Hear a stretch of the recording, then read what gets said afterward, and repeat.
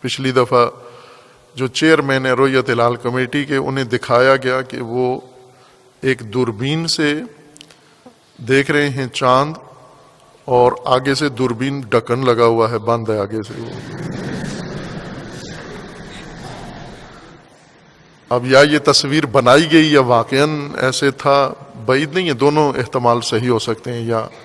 Photo shop پہ بنا کے یہ تصویر چڑھائی گئی ہے مذاق اڑانے کے لیے۔ اگر مذاق بھی اڑایا گیا تو ٹھیک اڑایا گیا ہے، چونکہ حقیقت ایسی ہے۔ رؤیت ہلال سال گزشتہ جب ایک صوبے کی صوبائی رؤیت ہلال کمیٹی کے ایک رکن سے رابطہ کیا گیا کہ آپ نے چاند دیکھنے کے لیے کیا کیا ہے،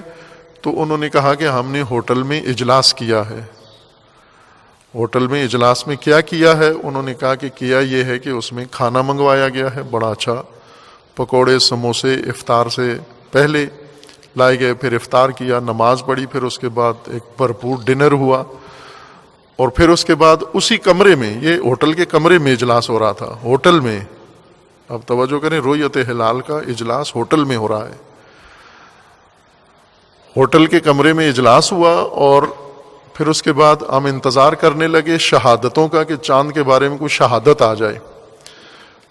تو کچھ عرصہ انتظار کیا، پھر عشاء کی نماز کا وقت ہو گیا تو اجلاس ختم ہو گیا، کھانا کھا لیا گیا، پھر اس کے بعد اجلاس معزول ہو گیا، شہادت ایک بھی نہیں آئی۔ تو ان سے یہ پوچھا کہ شہادت وصول کرنے کے لیے کوئی ٹیلی فون نمبر لوگوں کو دیا ہوا تھا؟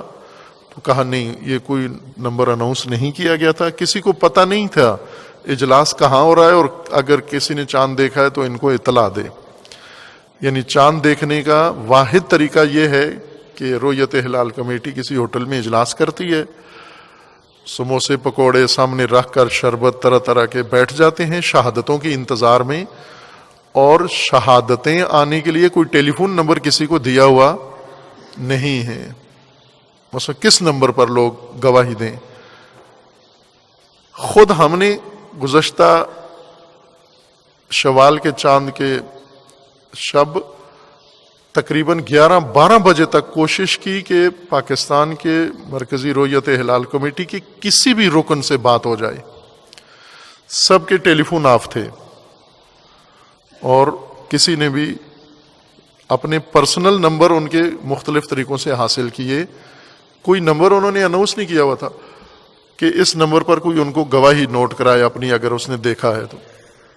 اب یہ اہتمام ہے چاند دیکھنے کا، اور یہ اہتمام قوم کے لیے اعلان کر دیا جاتا ہے چاند نظر آیا یا نہیں آیا، اور انتہائی لاپرواہی ہے،